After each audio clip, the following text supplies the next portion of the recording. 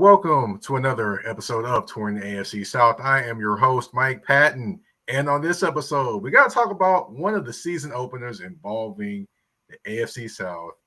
And more importantly, or more kind of a little tighter, bring it in a little bit more, talking about the Tennessee Titans taking on the New Orleans Saints down there in New Orleans. And I figured I'd bring someone on that has pretty extensive knowledge about New Orleans Saints and just can kind of bring us, kind of into that team and what all's going on there.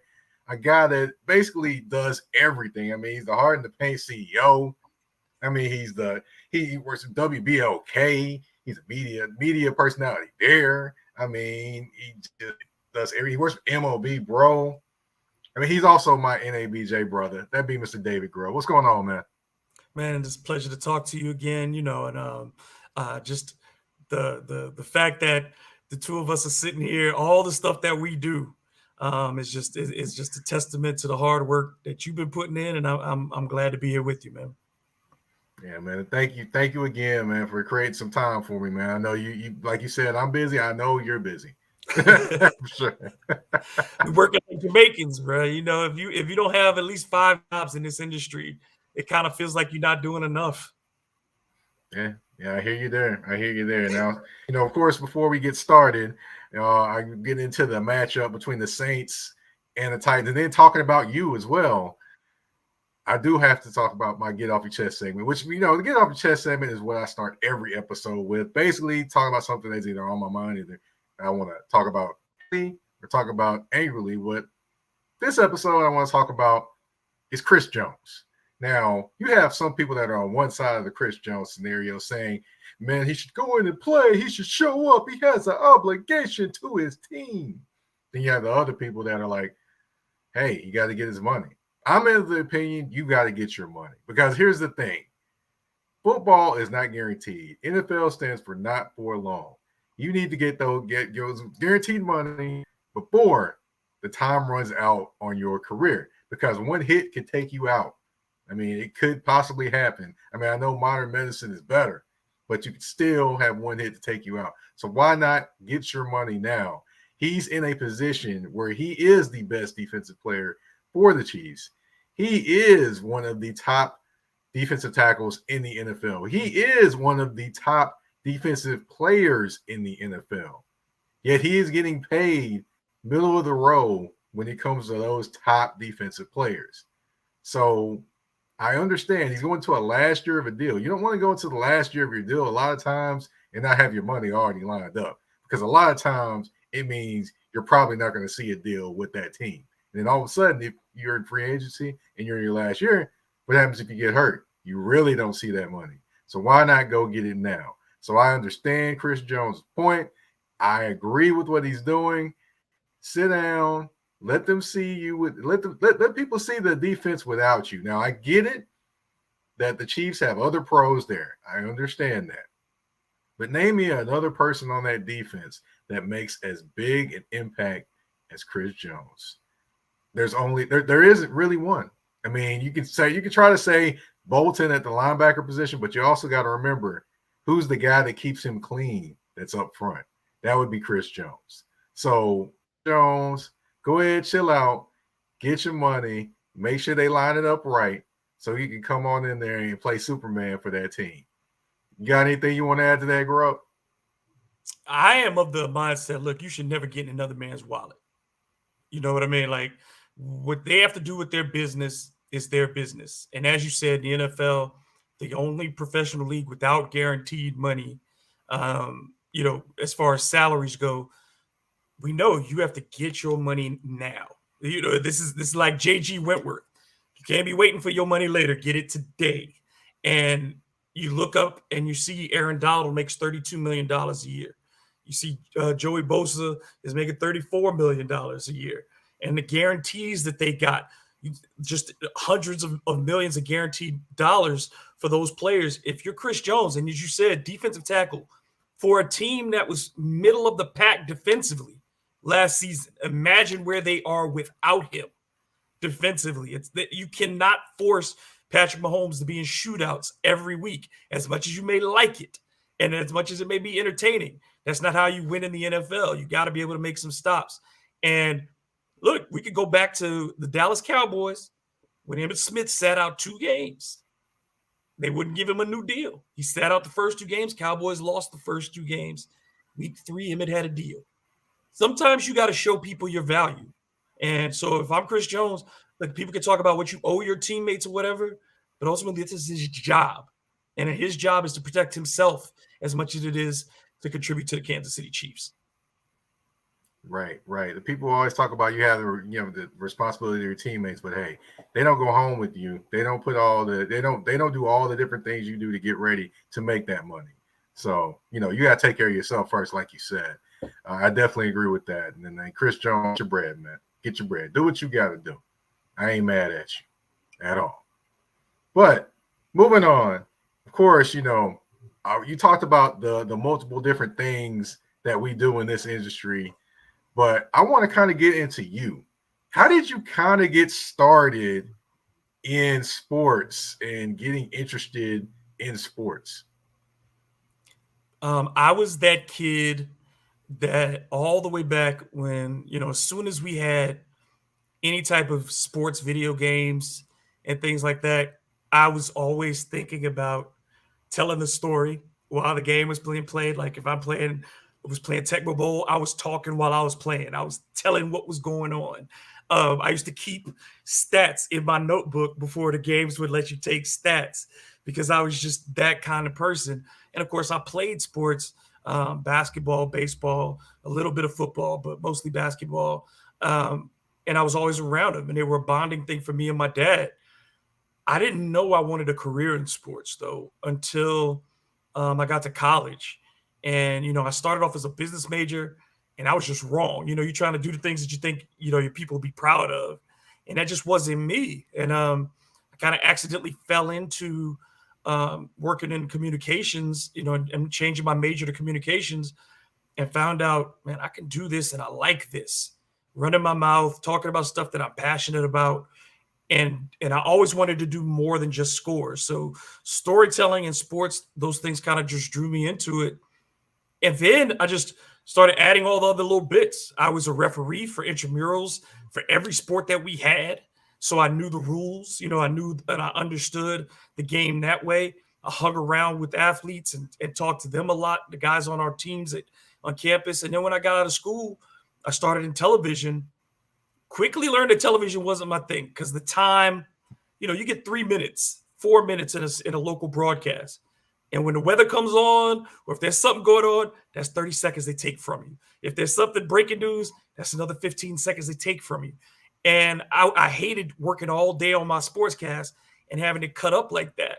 So I kind of got out of it for a while, did public relations and things like that. And then around 2013, I started working for Southern University at New Orleans as their communications director. Fell back into, they needed an SID. They didn't have an SID. I became the SID. And I started writing stories again, hanging out with the teams. And that love came back. And I said, I'd rather do this than TV. And opportunities just started coming my way. People asked me to write for a local website. Started covering the Saints and LSU during that. Ro Brown, who was the godfather of Black sports in New Orleans, asked me to start doing radio. And those things just started to build up. And I realized, man, I could make a living doing this. And about 6 years ago, I really fully committed to making my career in sports broadcasting. So now, between radio, television, writing, websites, podcasting, and even design, I don't know if there's a job in sports media that I haven't done now. Okay. Now, I didn't mention one thing that you do as well. That's Bleav Saints. You do that as well. I forgot to mention that. Of course, I don't want Terrence Copper to come off the top rope at me, man. But I know y'all definitely tear it up on there and break it down. And I truly enjoy listening to that show and the banter going back and forth, talking about the Saints as well. But of course, you have been talking about the Saints for a while, so I have to ask, what are some of the best moments you had in terms of either watching the team or talking about the team that over the time you've been talking about them or covering them? As a kid, we moved to New Orleans in 1979. In 1980, the Saints went 1-15, and my dad got season tickets in 1981. So they were really bad when we got involved with the Saints. But watching Ricky Jackson and the Dome Patrol as a kid, that was my formative real experience with wanting to understand football. Before it was just something you watched. You're a kid. You watch it because it's the sport. I didn't really want to understand it any more than I just want to be entertained by it. But it was something about the Dome Patrol and the way that they played, and particularly Ricky. Like, I'm one of those Saints fans. There's a divide, and when people talk about who the two greatest Saints are, it's either Drew Brees or Ricky Jackson. I'm on the Ricky Jackson camp, and I think he's the most important homegrown player the franchise has ever had. And when they made the playoffs in 1987, they didn't win. They lost to the Minnesota Vikings in the wild card, got thumped 44-10. But them making it, when my whole life, the Saints were the last team in the NFL at the time to make the playoffs. They were the only team left in the NFL who had not made the playoffs. And for them to do it in 87, as a fan, that was my biggest thing. That's bigger to me even than the Super Bowl. And I got the Super Bowl newspaper hanging right over my shoulder from when they won a Super Bowl. But I think covering the team, certainly nothing is bigger than that run to the Super Bowl championship and then beating Peyton Manning, of all people, a native New Orleanian, the god of New Orleans quarterbacks, to beat Peyton in the Super Bowl on the media side. That's the biggest. You can never forget Tracy Porter picking off that pass and running it back. Another hometown guy too, in Tracy Porter, from right across the river, in Baton Rouge. And then, for him, it was the symmetry of that is just amazing. Definitely. Now I gotta ask, we talked about the best, but what was one of the lowest moments as a being basically covering the Saints and talking about the Saints? It's always going to be the Nolan no call. That's going to be the one that lives with people until they get to another Super Bowl. That was the last best chance. People have to remember, since the Saints won a Super Bowl, they've only been to one NFC championship game.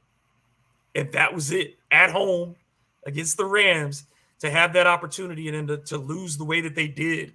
First on the pass interference that wasn't called, and then throw an interception in overtime. You don't get a lot of opportunities in the NFL or in any sports league to play for a championship. And Saints fans will never, ever get over that one because they feel it was stolen from them.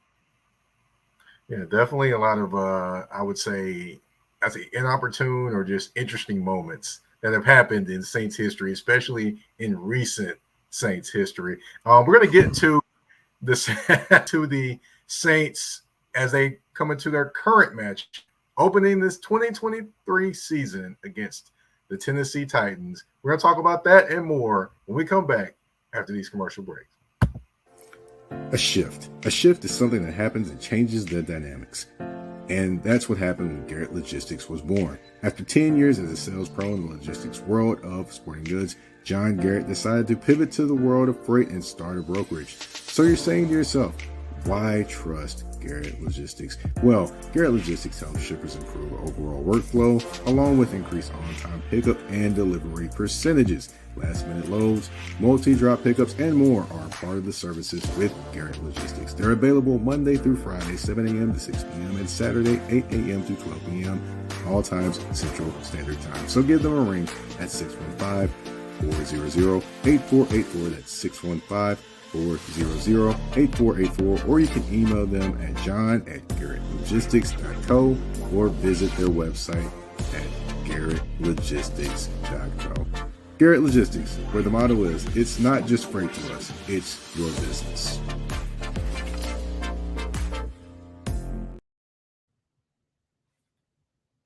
All right, and we are back. And like I mentioned before the commercial break, we're going to get into the season opener for the Saints and the Titans. Of course, the Titans are traveling down to New Orleans to take on the Saints in the Superdome. Man, it's going to be rocking. I already know.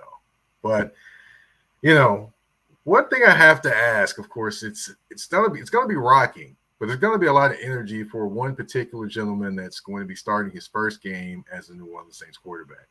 That'd be Mr. Derek Carr. Now, Derek Carr has had an interesting career. He's been pretty good. He's been good. He's been passed over, looked over, all those different things. Then he became, somebody that was sought after when the Las Vegas Raiders decided they wanted to move forward in a different direction. So in comes the Saints, Dennis Allen, Derek Carr together again. So what did you think when that happened and those two got together again, but this time in New Orleans? Let's just say I still need to be won over, because, look, quite frankly, Dennis Allen's been a head coach. This is his 5th season. In his 4 previous seasons, he's never had a winning record. The most wins he's had in any season was last year, with 7. So, I'm not sold on Dennis Allen. Number 2, I'm not sold on the offensive coordinator, Pete Carmichael, who last year called the plays and called a lot of the plays the previous year in Sean Payton's last season. And we saw 2 of the Saints' worst offensive seasons in recent memory. And then, of course, as you said, with Derek Carr's not a bad quarterback, but he's had some very bad years. He's had some negative years. And then you look at him, he's a guy who needs good situations. When things are very good around him, he has done very well. When things get tough, he struggles. And the Saints have questions in a couple of places in particular that will impact him. The offensive line is not settled. It has talent, but it's not settled. There are a lot of guys who have been injured over the last couple of years, and you have a rookie taking over at left tackle. So there's questions there. And then certainly you look at this has not been a team that's run the ball particularly well the last 2 years. And Derek Carr is going to need a solid running game to give him that type of protection, to utilize play action passes, to create opportunities downfield with these Saints receivers like a Chris Olave, who came into his own as a rookie, and then the return of Michael Thomas. So I think there's still a lot of prove it with this offense. There certainly is talent on it, but we have not seen enough. We saw 1 drive of the starting offense, and they did score a touchdown against the Kansas City Chiefs. But 1 drive in the preseason does not an offense make. That is true. That is true. Now, making this offense, that's something that's interesting as well. You bring in Jamal Williams from the Detroit Lions to bring, a little bit more toughness to the running game. And then you also, you're seeing him being a compliment to Alvin Kamara, but now Alvin Kamara is out for a few games to start the season. How does that impact the kind of things that the offense maybe have had in mind going into this season? They draft a rookie running back, and they like him a lot. He's very similar in some ways to Alvin Kamara in the way they like to use him. But you're right. There is only a healthy Alvin Kamara. The only other back that we see that has the similar level of versatility is Christian McCaffrey. They're the only 2 who do what they do when they're fully healthy. And before the last 2 seasons, Alvin Kamara was the league's best touchdown machine as far as coming out of the backfield. He has not been able to do that the last couple of years. And as you said, he's going to be gone the first 3 games due to that suspension for his fight in Las Vegas at the Pro Bowl a couple of years ago. A year ago. And so now we look at this running this backfield again with that offensive line, again with the quarterback that they have not gotten a ton of reps with. I think it's going to take some time for them to develop rhythm. So I think it's very important that the Saints be patient offensively these first few weeks while they adjust. And we saw last year across the NFL, it took about a month for a lot of teams to get their offenses going because the preseason has changed so much and the structure has changed so much that I think it does take veterans a while to get going. And this is an offense that has a lot of new faces. Definitely does. And speaking of new faces, they're going to be looking at some faces they don't normally see. However, they're going to be some very intimidating faces in Jeffrey Simmons and Danico Autry in that Tennessee Titans, line and outside linebacker crew. Now, I've seen them and I've watched them. I've been out there to a few practices. They're probably going to be one of the deepest defensive line outside linebacker crews probably in the NFL this year. They can probably go 8 deep in the front. What kind of challenge does that pose to the Saints offensive line? Of course, that has been a sore spot for the last, couple of years. Well, the big thing, number one, is that the Saints have to establish some kind of running game. And you look at Tennessee last year, only gave up 80 yards or more to a team 5 times all year. Even at a down year defensively, they were still very stout against the run. Last year, the Saints were 22nd in total yards and I believe 19th in yards per attempt. So the Saints had not been an effective running team. And so you put that, take away the big play capability of Alvin Kamara, Jamal Williams, much more of a battering ram type back who's going to give you that 4 or 5 yards rather than those 25-yard big plays. It becomes much more of a challenge. So now you put the Saints, if the Saints find themselves behind the sticks on first and second down, and you get into those third and long situations, Andrews Pete has been a guy on that offensive line who we've seen the last 2 years. The hit on Jameis Winston in week 1 that got his back hurt, that was an Andrews Pete give up. 2 years ago when Drew Brees went down and Teddy Bridgewater had to come in, that was Andrews Pete who gave up that hit. So, if you're going to bring pressure with the Saints, we've seen that they've not been able to protect the quarterback. They've gone through 6 different quarterbacks over the last 2 seasons due to various reasons. I think that's a big concern for the Saints up front. So setting a tone early physically, that's what this is going to be a test of, because Tennessee wants to establish themselves physically as the more dominant team. The Saints have not been that. Even with the consistency that they've had defensively last year, you wouldn't say that they were physically dominant. And I think that's a big test for them on both sides of the ball in this game. And I think that's what, with the schedule that they have being as light as it is, there's not going to be a more physical team in the first 2 months that the Saints are going to face, probably more so than Tennessee. Now, Tennessee got even more physical at the linebacker position. They added Azeez Al-Shaair from the San Francisco 49ers. That was a huge grab for them. Of course, he couldn't get on the field as much as he wanted to. He's behind Fred Warner and Dre Greenlaw out in San Francisco. Those are both all-pro caliber players. He comes to the Tennessee Titans team that needs a linebacker. David Long Jr. left, went to Miami. In comes Al-Shaair. But, for as good as Al-Shaair is, the linebacker, him and inside linebacker, is going to be a guy that maybe the Saints pick on a little bit. His name is Jack Gibbons. Now, they call him Dr. Jack, but in my opinion, he's not a guy. He's a guy that can diagnose things and figure out things, stuff like that. But when it comes to covering tight ends or doing anything like that, he kind of lacks just a little bit. That's where I think Monty Rice is going to be very, very handy.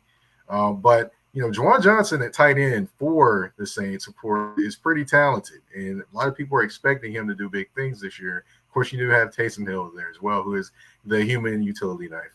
But, what do you think about potentially using that as an advantage in trying to get Juwan Johnson matched up potentially on Jack Gibbons in the passing game?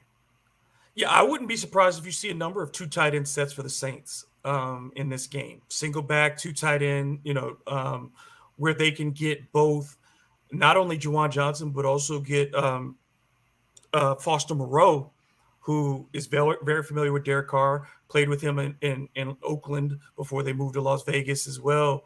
And they really like him physically. Juwan, much more of a talent. And then they kept Jimmy Graham for the red zone. So you look at the Saints tight end group, they're very excited about their offensive capabilities. The question is going to be, can they block? Juwan is a mismatch for anybody. He's a former receiver. It's going to really depend on how he and Derek Carr's relationship matures, because he had a great one with Jameis Winston and even found some success with Andy Dalton at the end of last season. The big thing is going to be, I think that's where the Saints in this type of game, how they utilize the middle and Michael Thomas again, because we know Mike Thomas coming across the middle, he earned the reputation as slant boy under Drew Brees, but that's more than what he is. But he is an exceptionally physical receiver, and he's able to utilize the middle as well. So I think, for Derek Carr, we know that teams like to pressure him up the middle to force him to react. Where do the Saints utilize their receivers and create those opportunities for him when those spots are vacated? I think that is a place to watch on Sunday. Now, I couldn't get away from talking Saints offense versus Titans defense without talking about the matchups, the secondary matchups here.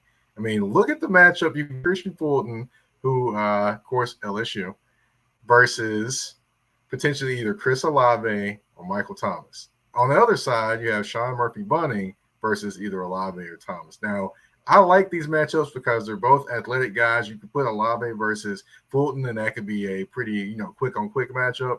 Then you have Murphy-Bunting versus Michael Thomas, and that's a, bigger, kind of more physical guys versus each other.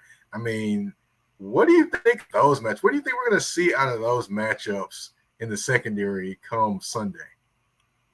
Well, I think the biggest question for Saints fans is Michael Thomas.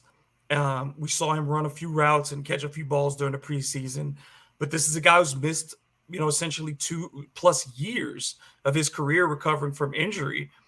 So what is he? I don't think we're ever going to see 140 catch Michael Thomas again.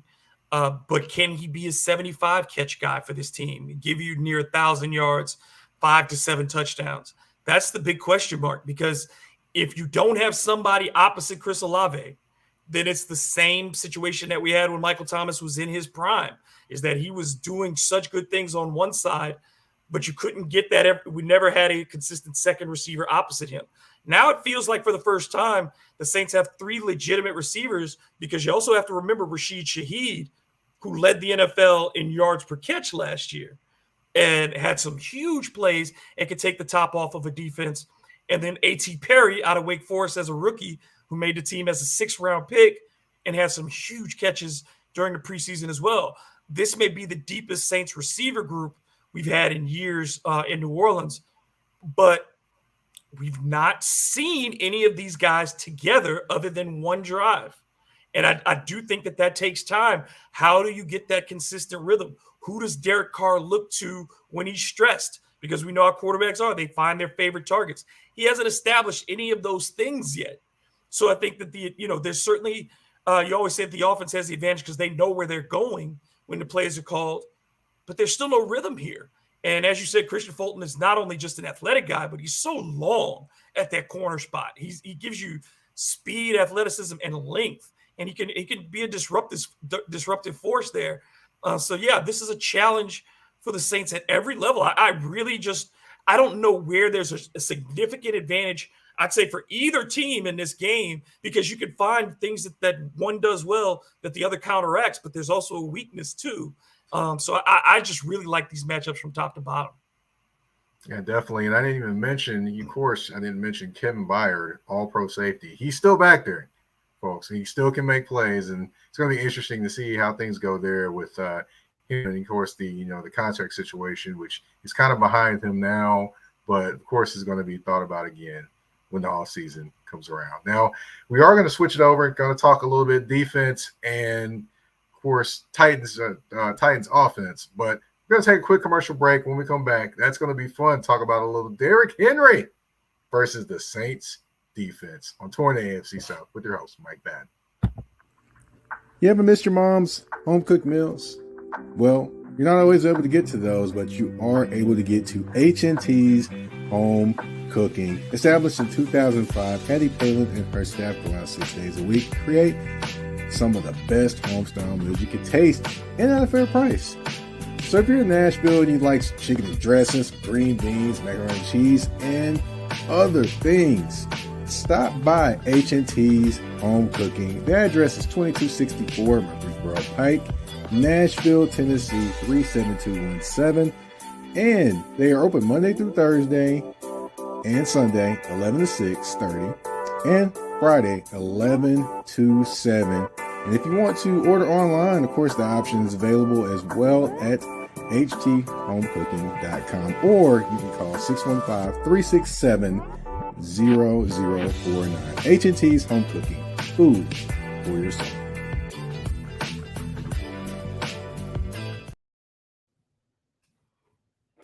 All right, and we are back. And as I mentioned before we went to commercial break, Derrick Henry goes to New Orleans. Now, this is going to be an interesting thing for me because the Titans are 4 of their 5 offensive linemen this year are brand new. And their starting center, the guy that was back from last year, wasn't even playing center last year. He was playing guard. So this will be an interesting thing to watch as this offensive line kind of tries to get it together, and you see what they can become while they're blocking for one of the most indestructible forces ever to run the football. On the flip side of that, you have Cameron Jordan on the other side, and you have the New Orleans Saints front, who was pretty stiff against the run towards the end of the year. Wasn't necessarily at the beginning, but kind of made up a few things as the year went on. So are they up for the challenge, or do they have the pieces to kind of slow down Derrick Henry this year? I'm not sure. This defensive line has been remade as well. Most of the Saints who are on that defensive line are now playing in 3 places. They either went to Minnesota, Atlanta, it seemed like, or most of them they're gone. So it's a very young and inexperienced defensive line around Cam Jordan for the most part. They spent their number 1 pick on Brian Breesy, who's brought in to be a pass rusher at defensive tackle, not really a run stopper. You get to the linebackers. Pete Warner is an undersized linebacker, but a great tackler, but also a guy who's gotten injured a lot. Demario Davis, as good as he's been, and he's probably been one of the top 4 or 5 inside linebackers in the NFL over the last 3 seasons, he's getting old and long in the tooth there. So, the Saints brought in Jalen Smith, who was the leading tackler for the Giants last season, but he's starting a year on the practice squad. So you wonder about the linebacking core and experience there. The safeties, as far as their assistants in run defense, Tyrann Mathieu, over the age of 30, not the biggest guy, are his best. He didn't have a great season last year, so you wonder if his best days are behind him. And Marcus May did not have the kind of impact that the Saints expected with him coming from the Jets. So I think the defense has something to prove. And as you said, last year, the numbers occasionally were really good defensively as far as stopping the run. But this was a team that struggled to get off the field on 3rd downs. You saw Cordero Patterson just run right through them in week 1. You saw guys who were lesser backs dominate the Saints defense at times throughout the regular season. And then even, down the stretch, if Carolina had a quarterback, they probably would have beaten the Saints at the end of the season as well. So it's just, I'm not sure if they can stop the run. I'm really not. And that's the big question for this team is, can they be physical enough up front? Cam Jordan is an outstanding, for all the sacks in his career, and he's the Saints' all-time leading sacker, and he's going to go into the Hall of Fame as a pass rusher. He is as good a run defender as he is a pass rusher. But outside of that, I don't know how many guys that you would say are proven along this defensive line. And to me, it ain't just about Derrick Henry, who is going to get a reprieve from having to carry 350 times a year, because you had Tyjae Spears now, who can give you 10 to 12 carries, do the same stuff up the middle, and get outside as well. I'm really concerned about the Saints' ability, because if you put, you can switch them up, and either one of them can give you a big carry. And the crazy thing is, I've seen a few things at camp, and I wouldn't be surprised if you particularly see both gentlemen. I wouldn't either. Somehow, some way. Or they figure out some way to get them both on the field. Derrick Henry's used to that. He did it at Bama. He did it with 2 backs at Bama before on occasion. He wasn't the only guy back there. And I think you put that, Tyjae can line up at halfback, and you could put Derrick Henry at fullback, or you could put him side by side next to your quarterback. And do you want to pick the wrong option? Oh boy, it's going to be interesting just to see the different things that Tim is able to do with the offensive pieces that he has. But one other offensive piece that nobody really talks about quite as much, Chig Okonkwo. Now, you mentioned Shahidi as the wide receiver that, yards per catch. Now, Okonkwo at tight end was one of the tops in yards per catch as tight end. And, I mean, he only had 30-some-odd catches, but he had 300, 400 yards receiving.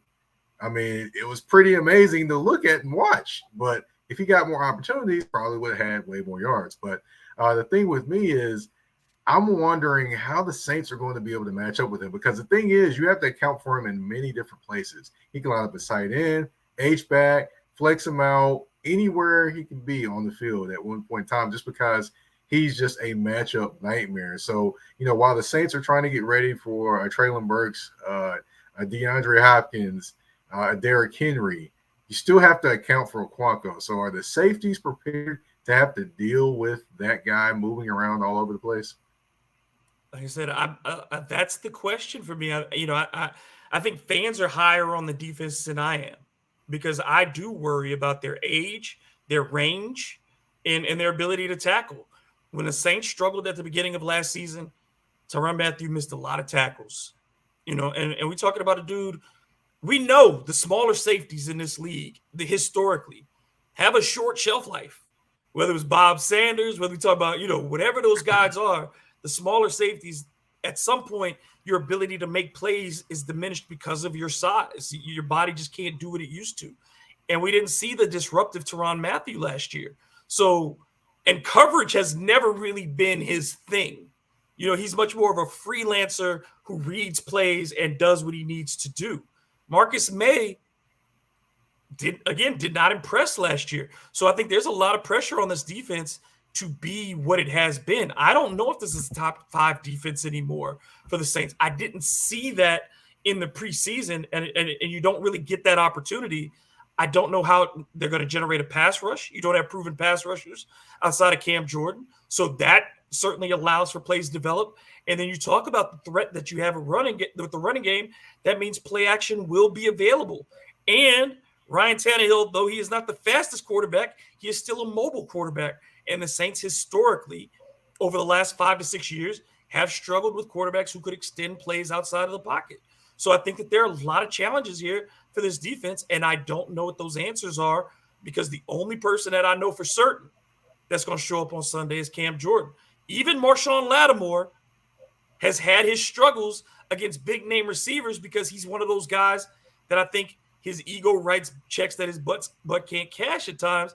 And DeAndre Hopkins, the last 2 games that he's played against the Saints, averages 9 catches, 100-plus yards, and a touchdown.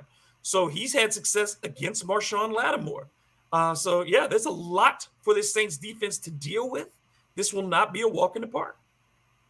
Definitely going to be interesting. And you brought up the matchups defensively. I think of one of the matchups that I'm looking forward to or interested in seeing is how they kind of match up with Traylon Burks. Because DeAndre Hopkins is probably going to draw Lattimore. Yeah, that means Burks is going to be on the opposite side. And I wonder, Burks is probably going to be an SEC on SEC matchup because the cornerback from Tennessee, his name escapes me right now. They moved Alante on the inside now. Oh, they moved him inside now? Alante is see that too. Alante is starting at the slot, and there's a lot of concern for fans who believe, the Saints let Bradley Roby go for nothing, and they're putting Alante in at the slot, and he played really well on the outside last year as a rookie. I felt like he had earned that opposite side, but Dennis Allen decided to move him inside, and he does not have a ton of experience in that slot. So you talked about your tight end matchup. You talk about getting people into space. You have a guy who's inexperienced in that slot. And then on the outside now, you're going to have more pressure for Marcus May to help out over the top. Oh, boy. So I'm pretty sure fantasy owners are probably salivating if they do have Traylon Burks at this point. But, my boy Corey Jackson in the touring the AFC South inbox, Burks is going to eat. Okay. He's definitely very, very confident about Mr. Traylon Burks.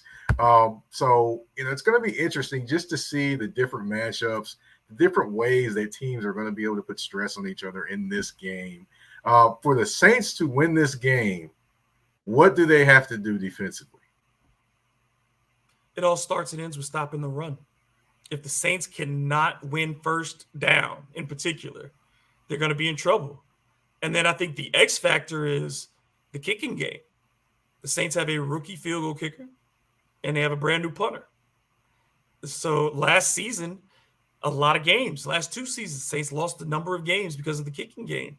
So I think that's the X factor because kicking is part of your defense. So if we have some shanked punts, if you have some missed field goals, if you have those types of problems in a game that I think is going to be a tight game for the most part, somebody may pull away at the end, but I think in the early going, this is going to be very much a fist fight. those types of things will be big. But ultimately, it starts and ends for the Saints at stopping the run. Now, you mentioned the kicking game. It wasn't too solid for the Titans until they picked up Nick Folk from the Patriots via trade. So, I can definitely understand your concerns there when it comes to the kicking game. Now, offensively, for the Saints to win this game, what must they do just to win this game? No turnovers, limited penalties. The biggest concern when you have a new offensive line, and I'm sure you'd say the same thing for the Titans, when you have that new line, we know one penalty on a drive historically means you're probably not getting points. Just one penalty on a drive. It reduces your chance of scoring on that drive by like 70%. So whoever's offensive line can keep a clean sheet and keep their quarterback upright, because I think both teams are going to have their opportunities to get at the passer. For Derek Carr, we know if he's under pressure, he makes tough decisions. The last time he played against the same Titans team last season, 44 attempts, not a lot of yards, though. A lot of dink and dunk for him. So he was not given time to go downfield. If he's put in that position where he has to throw 40-plus passes against the Titans on Sunday, then I don't like the Saints' chances. I want to see a balanced attack, and that means that the line is doing its job, and it's keeping Derek Carr clean. We'll definitely see what happens. It's going to be an interesting one down in New Orleans. The Saints, the Titans. Boy, oh boy. It's going to be rocking in the dome. I know it's going to be deafening. I've got to experience one of those games down there. I got to come down there one time. Look, man, the Saints, the situation for them is set up to where we're talking about they have the only experienced quarterback in the division, because Baker Mayfield, Desmond Ridder, and Bryce Young, not all those guys are making their first starts for their teams, but at least Derek Carr has a history in this league. You got a lot of new players coming around this thing. The Saints have a schedule where they're not going to face another quality quarterback until November. So for them, the pressure is huge, and it starts with this game. They haven't had a home opener in 3 years either. The first game of the season at home. Last time they were supposed to have one, it ended up being in Jacksonville because of the hurricane, and they ended up playing the Packers. So I think that there's a fan base in New Orleans that, is still kind of skeptical of Dennis Allen. There's still folks who are skeptical of Derek Carr. There's still folks who are skeptical of this offense. And they're going to be loud to start. But if folks who know the Superdome too, if it goes left, they'll be loud with their disapproval. Well, boy, oh boy, I would say again, Mr. Corey Jackson is very confident in the Titans. Said we're coming to the NO with our luggage, and it's Louis. Hey, word to Deion Sanders. And he did say Titans by 10. That's what he's predicting Titans by 10 to start off. So hey, he gave me the prime time, and he gave me the prediction as well. So hey, shout out to my boy Corey Jackson. Now, of course, we have reached the end of the show, but we haven't quite reached the end of the show. There is a game. There's 5 questions, 2 answers, and 1 choice. David Grubb, are you ready? I'm always ready. All right. Now, I'm going to ask you this one. Of course, this is a New Orleans Saints throwback question. Aaron Brooks or Jeff Blake? Which quarterback would you take if you had to take one of them to win the game? I'm still taking Brooks. I think he has gotten slandered so badly in his post-Saints career because of the way it ended. But if you saw Aaron Brooks throw the football at his best, arm talent was unbelievable. He could make all. Now, Jeff Blake may throw the greatest deep ball, the prettiest deep ball I ever saw, but Aaron Brooks was the more talented quarterback. I still like AB. Yeah, he definitely. I definitely thought he was very, very talented, and I definitely thought he could throw the ball very, very well. I never understood what happened after New Orleans. I got to see him at UVA when the Barber brothers were there and all that. I saw that team, and I watched Aaron Brooks throw some balls that just were just insane. Yeah, I can only imagine. Okay, we're going to go No Limit. We got 2 songs from No Limit. We got Bout It, or we got No Limit Soldiers. You got to pick one. Which one you taking? Oh, you're taking No Limit Soldier. Now, Bout It sets off is a tone setter, but you put that No Limit Soldier on, it's a whole different thing. It's a whole different thing. All right. I'm gonna go a little bit of Cash Money. I'm gonna go Lil Wayne. We're gonna go the Carter 3 album. A Millie or Let the Beat Build. Which song are you taking? I'm taking a Millie because of the dexterity, the lack just to go through it that way, and the fact that he did that completely off his dome too. That's one of them records that you cannot duplicate. You know what I'm saying? You could try, but you can't do that. That's a moment record, and I think that's why it's gonna last. Okay. All right. All right. I'm gonna go Saints wide receivers. I'm gonna go Joe Horn or Marcus Colston. Which one was one of your which one are you picking if you need a game to win? Which one are you picking? Man, you gotta go Joe. You gotta go Joe. Joe Marcus Colston is is clearly underrated receiver. Never made a Pro Bowl in his career, but did everything right. But if you're talking about the ability to change a game with one play, that's Joe Horn. Joe Horn was, when the Saints got him from the Chiefs, he was their fourth receiver. And he made 3 Pro Bowls, I believe, with the Saints. It was just dominant, as either, in the field of play or going deep. And then, of course, the personality of Joe Horn made him a legend too. So, and there are some stories about Joe Horn that I can't say on this show, but I'll tell you some other time. All right. The last one, New Orleans. You got to know these. Beignet or Po' Boys? Which one are you going to first? You going to the Beignet or the Po' Boy? Po' Boy. You can get a donut anywhere. Beignet's a fried donut, baby. I get that anywhere. A good Po' Boy, the right one. Come on, man. There's that's life. You know what I'm saying? Like the Po' Boy wrapped in paper with a Barks and some chips. I'm done. Man, give me a shrimp po' boy, man, and I'll probably be asleep somewhere and taking a nap after eating that. Hey, a good shrimp po' boy, roast beef with the gravy. Man, come on, there's just too many options. It's got to be the right French bread. It has to be the right French bread. All right, man. Got me ready to take a trip to New Orleans right now. But of course, I can't take one. But you are off the hot seats. 5 questions, 2 answers, and 1 choice. We have reached the end of the show. I want to thank you, David Grubb, for coming on the show, giving us the knowledge of the New Orleans Saints as they take on the Tennessee Titans. And I want to give the floor to you. Everyone, what you're working on, where they can find you on social media. Go ahead. The floor is yours, man. Okay, I'm gonna try to be quick. You can catch me 4 days a week on WBOK, 12:30 a.m. in New Orleans, doing the sports report from 4 to 7 p.m. You can check me on my podcast, Hard to Paint, as well as the Bird Calls, which is the official podcast of the New Orleans Pelicans. I also do audio play-by-play for the St. Augustine High School football team and color commentary for the Tulane University men's basketball team, which will be starting up again soon. So, and my weekly column every week for MLB Bro on Mondays, and on Fridays we have the MLB Bro podcast mixtape. So that's most of everything. There's probably some things I'm forgetting, but that's where you can find me, of course. And then on X at DM Grubb. All right, I call it the artist formerly known as Twitter at this point, but or a new one is Twix. Some people are calling it Twix. I like that. I like that. So, you can find me on Twix or the artist formerly known as Twitter at Mike Patton 82. That's MikePaton 82. You can also find Touring the AFC South on Spotify. You can find it on Apple Podcasts, YouTube. Hello, everybody.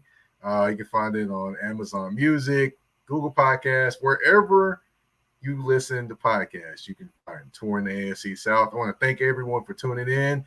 And we're out. Peace.